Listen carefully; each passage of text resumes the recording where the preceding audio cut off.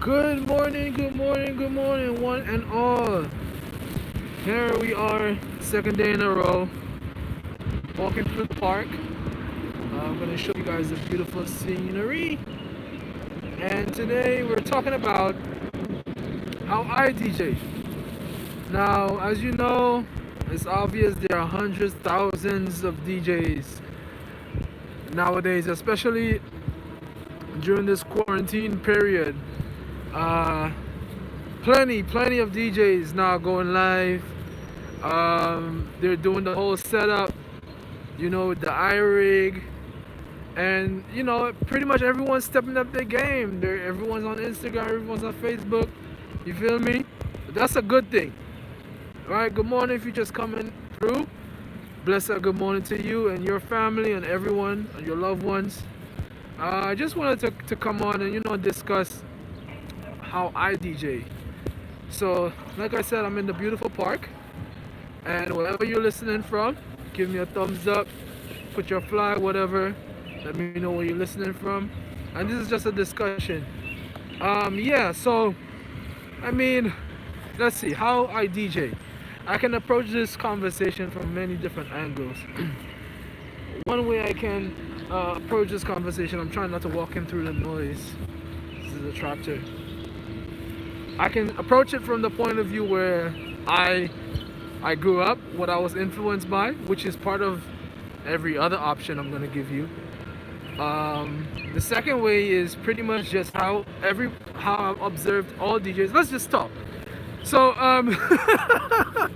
let's just start from the beginning. So growing up, I was pretty much influenced by good music. Every genre of music. Growing up in the Caribbean was different from growing up in the Caribbean than growing up being a DJ who grew up in the Caribbean than a DJ who grew up in the United States. Is you get the majority of DJs who grew up in the Caribbean, okay? No, like you grew up in the 70s, 80s, 90s. You pretty much know a lot about every single genre of music, right?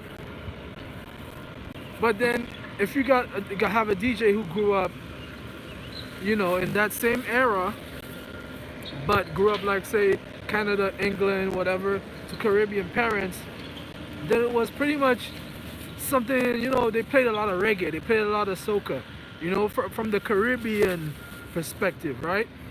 Okay. And then of course you had Motown, you had disco, you had hip hop, whatever your taste is. But from my point of view, right, and I can speak for a lot of DJs that I've listened to on the radio over the years, right, that when you grew up in the Caribbean, you're pretty much influenced by all genres of music. Everything. You listen to everything played on the radio. All right, whatever was coming from England, whatever music was coming from England, America, whatever parts of those places were playing on the radio.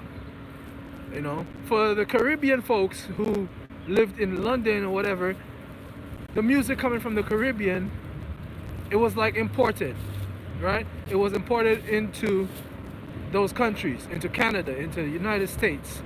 All right, we were trying to make a name for ourselves. When I say we, meaning like the Bob Marleys, the Gregory Isaacs, Jimmy Cliffs, okay, and so on and so forth. Whether it be a big artist from Montserrat, Trinidad, whatever. They were making a name for themselves, especially if they lived in London. Gregory Isaacs, all of them were making a name for themselves. Okay, so henceforth, why my whole life pretty much surrounded everything. So growing up, I mean, there was always music in the house. Always, the radio was always on every single day, 24/7. If nobody was home, our way of keeping the house safe was to have the radio on. So that way, if anyone comes to the house, be like, oh, is anyone here? Let me try to steal something. No. The radio's on. That's telling you, even though the house is closed, that you know, pretty much there might be somebody inside, so you won't take a chance, right?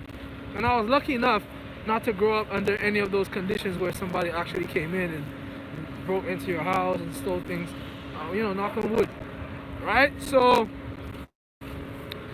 yeah, so you know, the radio was always on. There was cassette tapes everywhere, vinyl, CDs. I mean, every time something new came onto the scene, every, you know, my parents, my uncles especially, would go and buy the records, right? Every time it came out. That's the moment. I mean, I would say that for most people I know who are good DJs. You know, you went on to buy something when it just came out, it was fresh.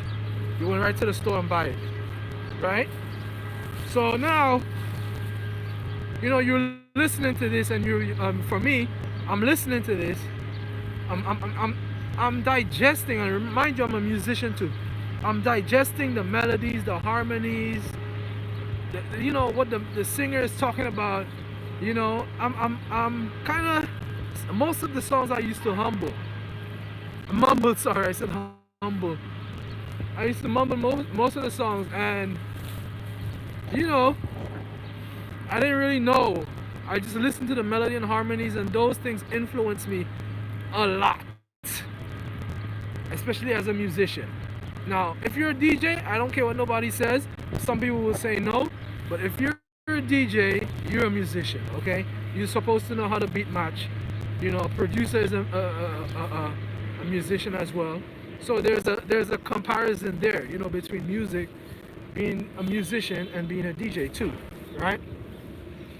So yeah, if you're tuning in, good morning. We're talking about how I DJ. That's the topic. You know, some people come on, they don't say good morning. They don't know what they're talking about. Oh, what's the topic? What's the topic? It's right there. I pinned it right there so you can see it. Right? So yeah. So you know, growing up, listening to these records, you know, those cassette tapes. You know, like, you know who Supercat was. You know who Shabba, Patra.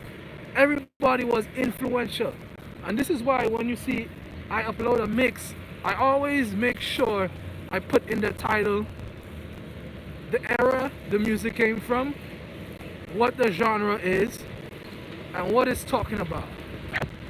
Okay, I make sure I'm specific with the type of mix I make. Like, for example, 80s dance hall mix.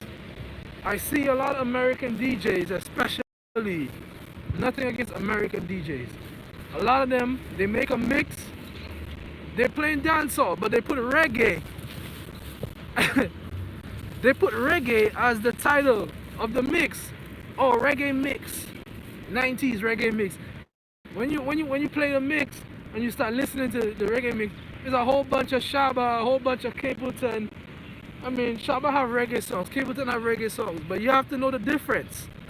And you know, it doesn't even matter anymore, because it come like as if like you're in school and the teacher is teaching the wrong thing, and you take the test, right? Say there's 4 classes in the same grade. One teacher's teaching the wrong thing, another teacher's teaching the right thing. You know, one teacher's teaching reggae, another teacher is teaching dancehall. You take the test, and both classes pass with the same grade. But the teacher who was teaching the wrong thing didn't know what the hell they were teaching, and you still pass the exam.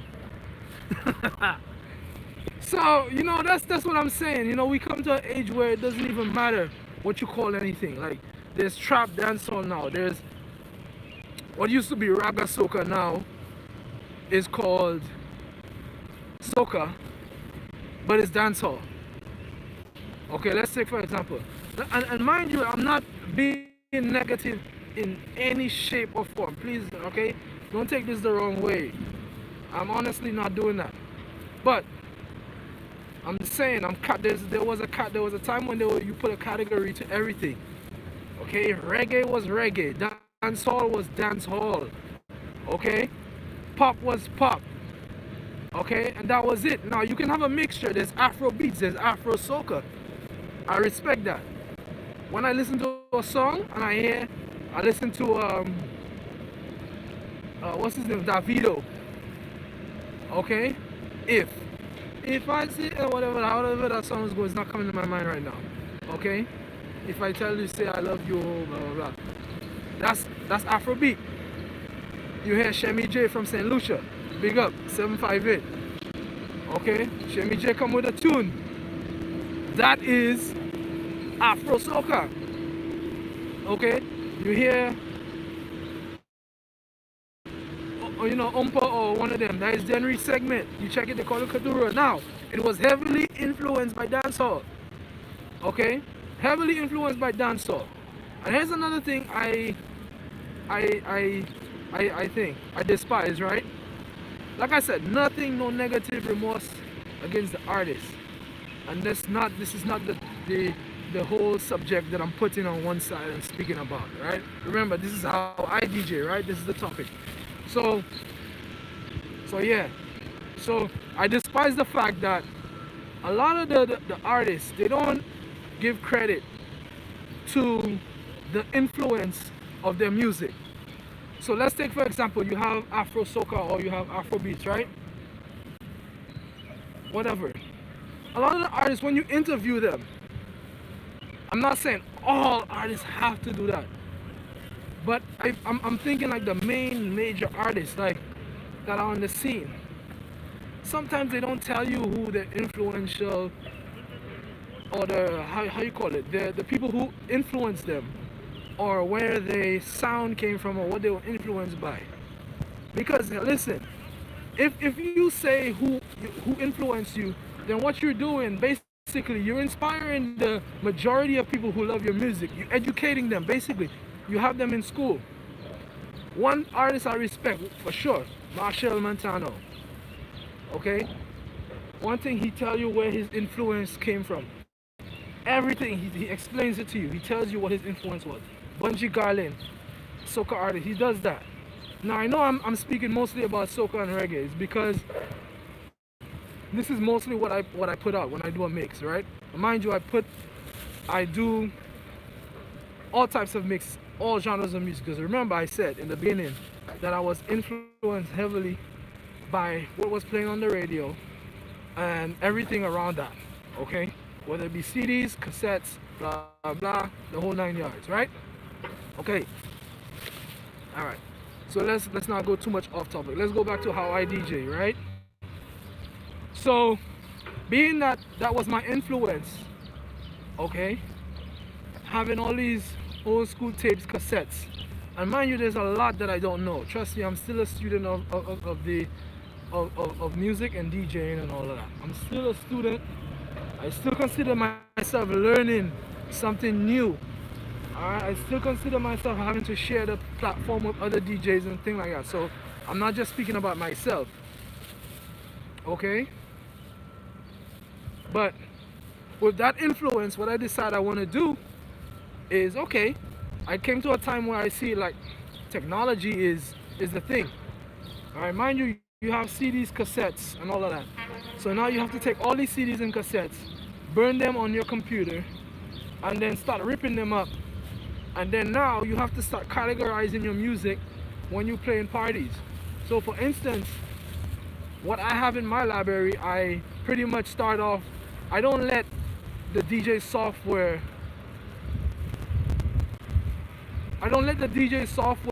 put the songs in a category for me. What I do a lot of hard work in terms of that. I take all my songs, if it's slow, a slow BPM, like say like 90, whatever.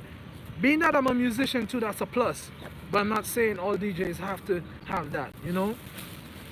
I basically put all my slow BPM songs in one folder, okay? Based on the artist. So you get all artists starting with A, B, C, whatever, in that order, okay? And if it's a particular genre of music, I put it in that correct genre. So if it's reggae, I put authentic reggae, not dancehall, reggae. Let me check the chat, make sure anybody's not.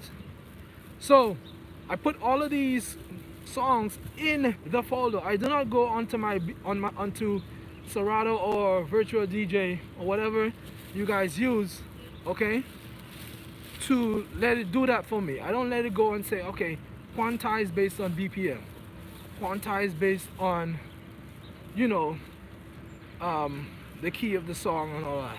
I do that myself.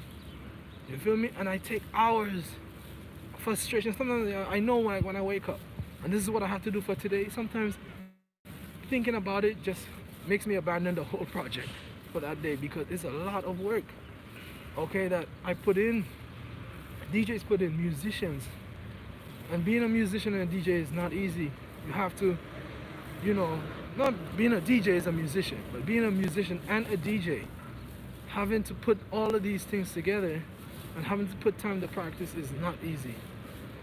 It's a lot of work, all right? And I know there are a lot of people out there who work hard, but this is treachery, I'm telling you straight up, okay? So let's build some chapters here. So we started, I told you about my influence. I told you about what the influence meant to me in terms of growing up, what was played on the radio, things that mattered to me. Okay, being, you know, what does reggae mean? What does dancehall mean? The true meaning, you know, even the artists, I haven't even mentioned that. Even the what you call it, the interviews with artists, man, how they were influenced by a song. Like when you hear that, when you go back and you play that song, you be like, oh wow, this was what it was, man. Like you can hear this. They're talking about the guitar, who played the guitar, right? You know, they tell you who was the one who produced the song. Then you get to know about their background. Then you appreciate the song more. You know, let's talk about Earth, Wind and Fire. Stevie Wonder. Okay. Let me tell you, man, I can go on and start mentioning like bands and artists and go deep into it with you guys. Alright? But I'm not gonna, I just wanted to leave a message out there and just tell you what the influence was, what mattered to me. Because a lot of DJs just say, okay, they get up, they say they're DJs, they sit down for a little bit. My hips are hurting. I want to bring my bike to the shop because, you know, the weather is getting nice in New York. And I say, you know, let me bring my bike to the shop so I can start riding around. Let me show you a little bit of the surroundings. Yeah. So mind you, I'm not stepping away from the topic. I'm just, you know, feeding you guys with my surroundings so I can feed you with information, right? Okay. So yeah. So you want to talk about Earth, Wind and Fire, all of these groups who were so influential in music, the way we dress, the way we walk, the way we talk, the way we breathe, the way we like play, if we play an instrument or if we play a sport, man, like the style, you know, what you wear, like how people see you, your influence in the world. That's big, man. You know, it's a big thing. And I'm grateful that I had an opportunity to grow up in a time where life was really beautiful. It wasn't what it is now. Like, I do and truly feel sorry for a lot of kids who grow up that don't have an example, that don't have parents who can I mean, yesterday I'm in a store, for example, right? And this all relates to how you DJ, because you want to influence people, you want to influence kids. You know, you don't want to go out there playing the wrong song or the wrong type of music in a certain setting, and then kids are there, like, and then you know, you playing in that setting, for example, case in point, you know, and you know, you see kids, you see parents doing shit that the kids shouldn't be seeing. Like, that matters a lot to me, man. I'm trust me, I say it deep down in my soul, it does. When I see kids are not set right, like I see a lot of like young dudes young artists making music, and a lot of them are making even like more derogatory music than the than even people their parents' age and shit. And like I watched a video the other day. I'm not gonna mention any names, but the kid. I mean, youths couldn't be more than like maybe 15, 14, 15, 16 or something like that. And like they like you see a lot of kids like it's a big type of event they have, and it's all kids. I don't know if alcohol was served there, but it looked like an official event put on, and you just see it is just children or teenagers, young ass teenagers there. You don't see no adults, or if there's one or two. And they organize this event. It was organized and everything, like sponsors, all of that. It's crazy. Let me tell you, man. I don't know if your eyes are open to what I'm saying or what I'm seeing, but it matters, bro. Now, I would be a hypocrite to say if I don't play certain songs that are derogatory when I go to certain events. Now, mind you, I'm the old school DJ master. And thank God for that title, because when I do go to parties, I don't only just focus on old school music. Trust me, I do play, like I said, the derogatory stuff. But there's a time and place for everything. There is a time and a place for everything in this world. And I'm not just speaking out of, I'm not just speaking in through the air. Like, I'm telling you, that matters. That statement, there's a time and place for everything. You have to know when and how to do whatever you have to do. And unfortunately, the world is not set up that way. You're always gonna get people that's doing the wrong thing. You're always gonna get murderers, thieves. Like, it's just sad. Okay. So yeah. So this is my whole point. I can go on. I can just pretty much, um, yeah. I can pretty much just go on with it, man, and just talk about music, talk about more about DJing. I could go into, you know, how what my system is when I play. Like, I can go into more about my influence, what influenced my influence, and all that. But I don't want to make the video too long. I just pretty much wanted to entitle this "How I DJ," how I play music, and a lot of it is influenced with what's around me, my surroundings, people in my surroundings, the things that I love to do in my surroundings, my growing up, my childhood, watching cartoons.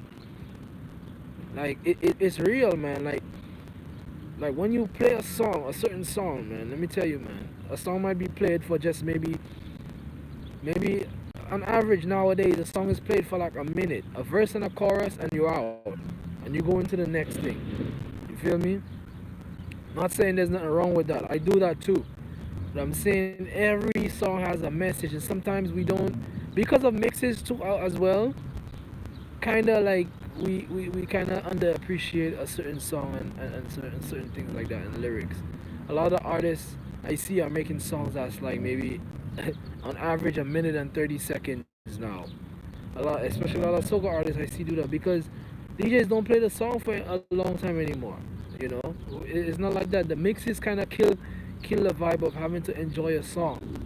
You know, it's like reading a book as well. Like, we don't read a whole book. We just want to read the introduction. What was the book about? We just want to go on YouTube and watch what the book was about, and that's it. Because there's so much information out there. There's like so much info out there that we don't take the time to read the entire book anymore, and we don't have the time and effort to do it.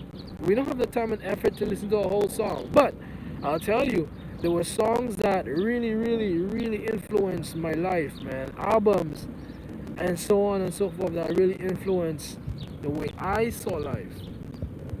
And because of that, I'm happy that, you know, I grew up in a time where it's like wasn't no millennials around, man. It was pretty much how your parents grew up. You were influenced by that. You know, you listen to a lot of rap music. You hear the influence. Biggie had some influences on his music that you can hear rap music. I'm sorry, you can hear music from the '70s in his compositions, and I mean, it's you don't get, and a lot of artists now are doing. I see that happening. I had the influence of a lot of what came out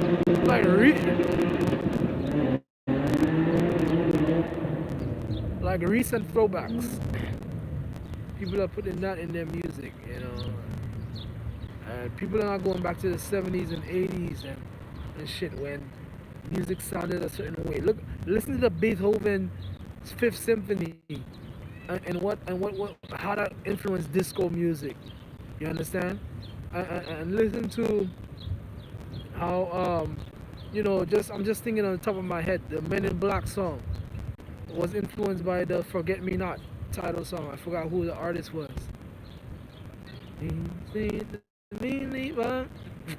All of that, man, like the influence, bro. And there's so many songs I even hear now, like from way back that I hear the influence, bro. The influence of that. That's no more. And it's sad that the music industry is declining. It's sad that we going through a pandemic and it come like as if, boy, like there's no tomorrow, bro. Like as if at any moment somebody close to you can be gone. Somebody close to you or something that you never heard happened the way it happened before happened. And it's crazy. We living on a thin line. Our life is so precious now. It's so fragile at this point in time. People, you can break your leg, break your arm easily, like because of the length of time that we have on this earth, and a lot of things are neglected. And I'm not saying that to go off topic. I'm just speaking from a really deep perspective on what has changed in this world. It's kind of sad. But anyway, I thank you guys for listening. I'm just chilling and walking through the park, watching people play soccer. And it's a nice day. It's supposed to be scattered shower, so I'm just gonna do what I gotta do.